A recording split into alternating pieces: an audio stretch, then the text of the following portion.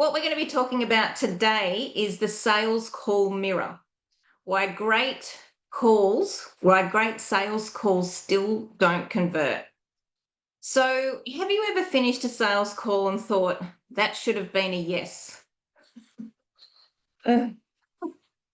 Everything seemed absolutely right. You connected, they were the right person. They told you they loved what you do. They said, this is exactly what I need. And then I just need to think about it. And then you start replaying the whole conversation. Was it my price? Did I explain it well enough? Did I say the wrong thing? Do I need a better sales script, a better process, a better way to handle objections? But what if the problem isn't your sales strategy? What if the sales conversations was a mirror? Because every sales conversation reveals something. It reveals how much you trust yourself. It reveals how much you believe in your value. And it reveals whether your identity is caught up with the business you are trying to build. And that's what we're going to be exploring today. Because there's so many talented coaches aren't stuck because they don't know what to do. They're stuck because there is a gap between what they want to create and the version of themselves who is ready to create it. So most coaches think sales is about persuasion, having the right script, knowing the right questions, handling objections, closing confidently. But sales aren't just about what you say, it's about the energy and certainty behind what you say. Because your potential client doesn't just hear the words, they feel your belief. They feel whether you truly trust the value of your offer. They feel whether you are struggling behind the transformation you provide. And a lot of what I talk about, as you know, is self-image and the idea that our results are connected to what we believe is possible for us. And this shows up everywhere in business. It shows up in your pricing, it shows up in your marketing, it shows up in your sales conversations. Because a part of you is still asking, who am I to charge this? What if they say no? What if they don't see the value? That uncertainty can show up without you even realizing it. And it's what I call the sales call mirror.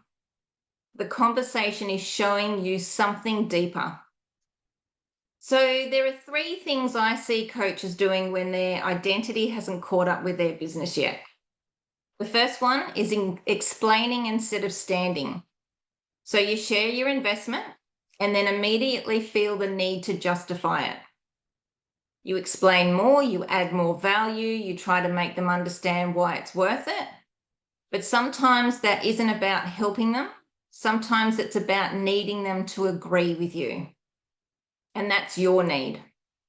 The second one is looking for permission. So you share your offer, you wait, and the silence feels uncomfortable, so you jump in. And you say, does that make sense? What are your thoughts on that? How are you feeling? And sometimes those questions are coming from curiosity, but sometimes they're coming from a place of, are you okay with me charging this? And the third one is trying to rescue the sale. So they hesitate, and then suddenly you want to fix it. You want to add something. You want to change something. You want to make it easier. But somewhere underneath is the belief, if they don't say yes, maybe it means something about me. And this is where the real work begins, because these aren't sales problems. These are identity problems or identity patterns. So the challenge is you can't often see your identity patterns because you're inside them. You can see the strategy, you can see the tactics, you can see what everyone else is doing, but your blind spots are much harder to recognize. And this is why so many coaches keep stepping or keep searching for that next strategy or another course or another script or another marketing idea when the real shift needs to happen internally, because your business will always grow to the level of the person leading it. So I want you to think about your last sales call.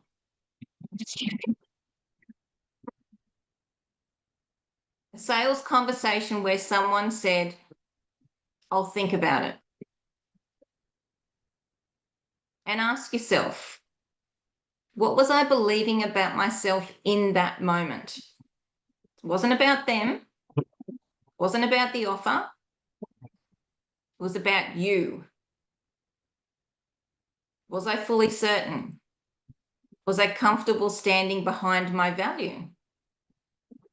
Or was there a part of me looking for permission? Because awareness is the first step. Awareness alone doesn't create transformation. The next level comes from when you have the support, the tools, and the accountability to shift those patterns. And that's where the work, well, that's what the work we do inside Almost to Actually. We don't just work on sales. We work on becoming the person who can confidently build the business they desire. And this goes for absolutely everything.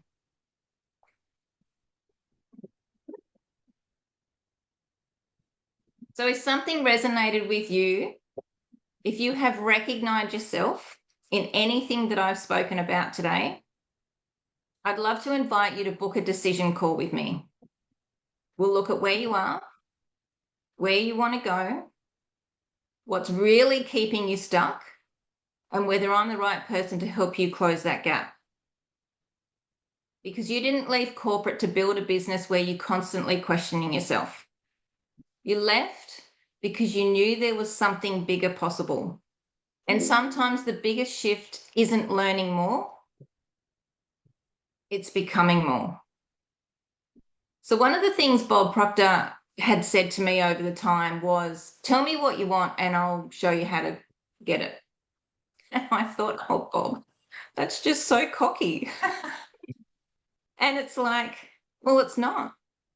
I actually understand the process and I can say to you confidently, tell me what you want and I'll show you how to achieve it. The thing is, there is no time frame that I can give you that you will achieve that desire.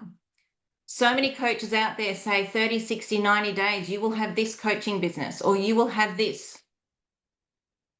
Identity work is determined on you, on how you are prepared to go deep within your soul and figure out what is actually going on and then changing that process.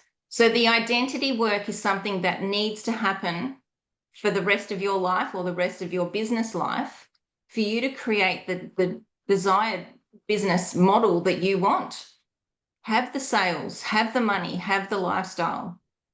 And so that is determined on how far you are prepared to go in a short amount of time or in a longer space. So has anyone got any questions before we finish up? Just say hello if you're on the live here. Hey, Ryan, how are you? Hey, Marilyn, how are you? All right, so I hope that triggered something in you today. I hope everything that I say triggers you. That's what I'm here for. Because the thing is, if we don't start looking at ourselves and we don't start questioning ourselves and becoming aware of ourselves, we don't move forward. It's not about criticizing ourselves. It's not about putting ourselves down, saying that we're not good enough or anything like that, because that's not the process. It's about identifying the things that we're doing and changing them so that they actually serve us, get us to where we want to be, instead of staying stuck and being in a place where we continually question what's going on and we want to move the needle.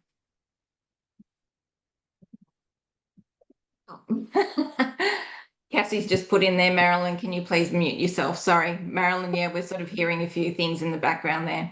Anyway, if no one has got any questions, that was a short little session for you on sales conversations. It's a mirror. Look at yourself, My issue is people pleasing. Absolutely, Cassie. So if you're going to go into a sales conversation and you're wanting to please the person, what are you going to be doing?